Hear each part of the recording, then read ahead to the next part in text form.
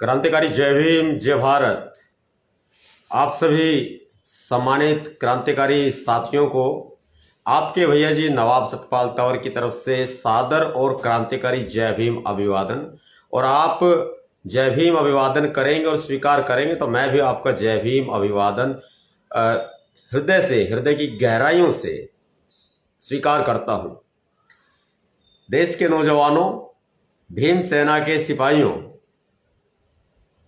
बहुजन समाज के साथियों, आपकी रग रग में बाबा साहब डॉक्टर अंबेडकर जी का खून है। भीम सैनिकों, आपकी रग रग में बाबा साहब डॉक्टर भीमराव अंबेडकर जी का लहू दौड़ता है। और मुझे मालूम है, भली भांति मालूम है कि जब आपके हक और अधिकार छीने जाएंगे तब आप चुपचाप अपने घरों में नहीं बैठेंगे। आपने हमारी एक आवाज पर संपूर्ण भारत बंद करके, और वो भी शांति प्रिय तरीके से, ये साबित कर दिया है कि आप कुछ भी हो जाए, यदि संविधान के ऊपर कहीं भी आंच आएगी तो आप टकराने के लिए भी तैयार रहोगे। और इतना ही नहीं, जिस वक्त यह आरक्षण खत्म करने की साजिशें बुनी जा रही थी, एक आपराधिक षड्यंत्र रचा जा रहा था, उस दौरान भी आपकी नजरें यथासंभव बनी हुई थी सरकार पर भी और आपके भैया जी नवाब सतपाल तंवर पर भी। हमने अपना फर्ज निभाया है, फर्ज पूरा किया है, और आपने भी हमारे दिशा निर्देशों की, प्रार्थना की पूरी तरह से पालना की है। आपने साबित कर दिया कि किसी भी रूप में आप भारतीय जनता पार्टी के छोड़े हुए कुछ तथाकथित चमचों के बहकावे में नहीं आएंगे और आप अपने हक अधिकार को छीन के लेंगे, इतना तय है। हाँ, यह है कि मैं अब आगे की जो रणनीति होगी उसके बारे में समय से आपको अवगत कराऊंगा। इससे पहले मैं कुछ संदेश अपने बहुजन समाज के नाम देना चाहता हूं। यह है कि आरक्षण के ऊपर जो माननीय सर्वोच्च न्यायालय ने अपना फैसला सुनाया है, उस फैसले को पलटने के लिए केंद्र सरकार कदापि तैयार नहीं है। मोदी सरकार टस से मस नहीं हो रही है। आपको लगातार मैं ये बात बता रहा हूं और लगातार आपके साथ मुखातिब भी हूं। पीछे भारत बंद को रोकने के अनेकों प्रयास किए गए और हमने स्पष्ट कर दिया था, साफ कर दिया था 21 अगस्त को शाम को 8 बजे कि यदि हमारी बातों को 24 घंटे में सुना नहीं जाता है, हमारी मांगों को नहीं माना जाता, हम 24 घंटे आपको देते हैं, उसके बाद में हम अपना निर्णय लेंगे। 24 घंटे बीत गए, सरकार ने हमारी मांगों को नहीं माना। अब हम 24 घंटे के बाद फिर दोबारा से सरकार से हमने बोला कि 24 घंटे बीत गए हैं, 24 घंटे के बजाय हमने आपको 25 घंटे दे दिए, लेकिन हम आपको 24 घंटे और देते हैं।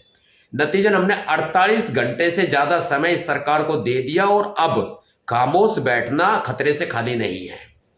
इसलिए साथियों, दिल्ली की हमें तैयारी करनी है और दिल्ली की तैयारी के लिए हम तमाम संगठनों, राजनीतिक दलों और बहुजन समाज के वीर सिपाहियों, भीम सैनिकों, बहुजन समाज के आम लोगों से हम लगातार संपर्क में हैं। हमने पीछे डेट की भी हमने आपसे अपील की थी कि आप हमें बताएं, आप हमारा मार्गदर्शन करें कि हम किस तारीख को राजधानी दिल्ली में इस बड़े महान आंदोलन को करें। तो बहुत सारे लोगों के हमारे पास में रिप्लाई भी आए हैं और अब यह निर्णय बहुजन समाज के सभी सामाजिक संगठनों, संस्थाओं से मिलकर ले लिया गया है कि हम कब लोग इकट्ठा होंगे, और उसके लिए हमने स्पष्ट तौर पर तैयारियां अपने मुकम्मल की हैं। अभी हम आपको बहुत ही जल्दी ये अवगत कराएंगे कि भारत बंद में जिस तरह से आपने अपना ऐतिहासिक परिचय दिया और यादगार भारत बंद रहा, शांतिप्रिय रहा, और इसी तरह से अब हम आपको ये बताएंगे कि आपको किस तारीख को इकट्ठा होना। उसके लिए हम कुछ संगठनों से संपर्क में हैं और बहुत ही जल्दी वो संगठन जो है आपको इस बारे में अवगत करा देंगे कि कब चलना चाहिए, और उसके बाद हम उनका समर्थन करेंगे। हम भीम सेना के लोग, हम भीम सेना के सच्चे सिपाही, और मैं नवाब सतपाल तंवर पूर्ण रूप से समाज के साथ खड़ा नजर आऊंगा और समाज के साथ खड़ा होकर आवाज को बुलंद करूंगा, आपकी आवाज को बुलंद करूंगा। जैसे ये आवाज, ये नवाब सतपाल तंवर की नहीं, आपकी सबकी आवाज रही है और एक प्रचंड आवाज रही है, एक शेर की दहाड़ रही है जो हमेशा कामयाब होती रहेगी और होती रही भी है। और दुनिया की कोई ताकत हमें झुका नहीं सकती। किसी की मां ने इतना दूध नहीं पिलाया जो हमें झुका दे, किसी के बाप की औकात नहीं है जो हमें झुका दे। साफ कह रहे हैं, स्पष्ट शब्दों में कह रहे हैं, प्यार से मान जाओ वरना सोटा भी तैयार है भाई। हम किसी चीज में पीछे नहीं है, ये बात ध्यान रखना मेरी। और हर चीज का इलाज जो है वो हमारे पास है। जो कहता है कि तुम्हारा इलाज नहीं हो सकता, तुम्हारा इलाज हम करेंगे, हम और पक्का करेंगे, पूरा करेंगे। राजधानी दिल्ली के ऊपर चढ़ाई करेंगे। तुम्हारी मां ने दूध पिलाया तो रोक के दिखाना, तुम्हारे बाप की औकात हो तो रोक के दिखाना। पूरी दिल्ली पर चढ़ाई होगी और पूरी प्रमुखता से होगी। एक बड़ा महान आंदोलन शांतिप्रिय संवैधानिक तरीके से किया जाएगा। कानूनों को हाथ में कदापि नहीं लिया जाएगा।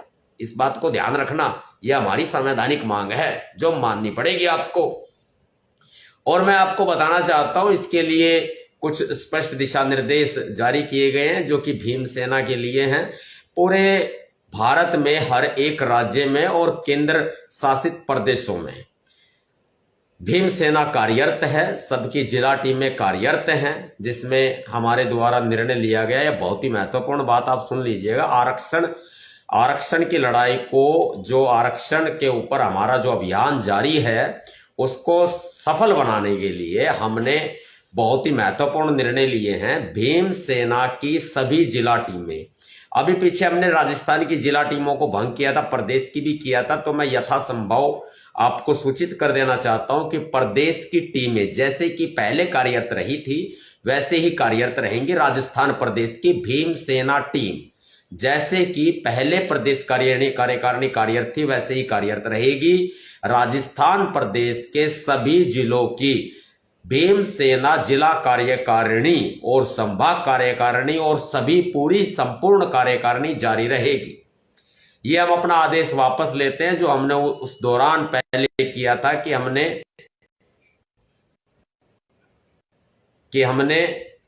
अपनी टीमों को भंग किया था, लेकिन अभी हम अपना वो आदेश वापस लेते हैं। और ध्यान रखना कि पूरे देश भर में भीमसेना के प्रदेश अध्यक्ष नए सिरे से नियुक्त किए जा रहे हैं, लेकिन सभी प्रदेशों में और केंद्र शासित प्रदेशों में जो भीमसेना की कार्यकारिणी जिला स्तर पर, संभाग स्तर पर, तहसील स्तर पर, ब्लॉक स्तर पर या मंडल स्तर पर कार्यरत हैं, काम कर रही हैं, वो यथासंभव वैसे ही काम करती रहेगी। लेकिन प्रदेश की कार्यकारिणी को बदला जाएगा और नए प्रदेश अध्यक्ष प्रदेश राज्य में नियुक्त किए जाएंगे। प्रदेश के केंद्र शासित सभी प्रदेशों में नियुक्त किए जाएंगे।